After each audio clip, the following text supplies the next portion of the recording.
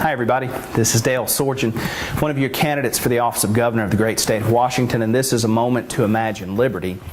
We've been at war for a very long time. I guess not technically, we're not really at war since no declaration of war has ever been declared, but it still feels like war, and I'm sure to those people whose country we're in, it feels like war to them also.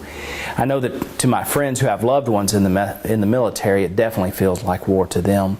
In the interest of full disclosure, I should say that I feel like I'm a strong supporter of national defense.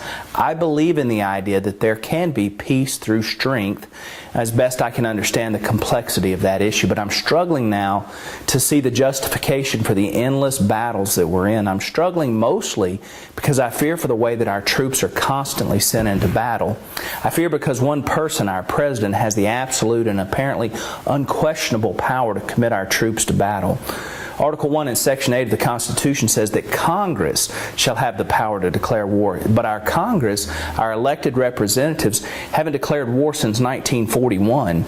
Seeing the possibility for despotism, Congress in 1973, towards the end of the Vietnam War, passed the War Powers Resolution Act that gave the President the power to send troops to battle in case of a national emergency for no more than 60 days.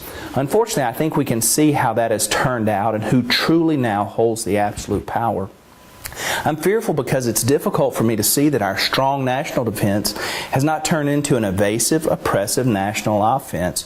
Where and when does this type of defense ever end? And at what point do all the countries in the world no longer have people that want to harm us, and therefore we no longer need to defend ourselves by going after them? As a Christian, I'm fearful and distressed that more of my brothers and sisters with whom I share this faith are not more deeply disturbed by the endless fighting and loss of innocent lives in those countries that we're fighting in for our freedom. I'm fearful of the possible irreparable harm that we've done to those in the military whom we've asked so much of for so very long.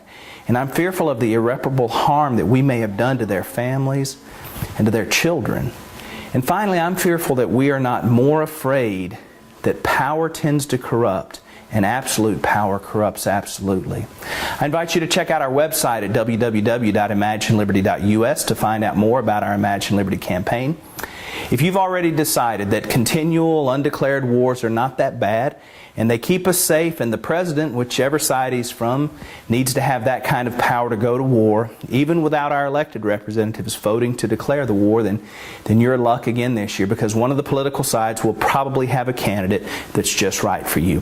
But if you're willing, I'd like to invite you to join us this year to break the cycle and to have the courage to think independent.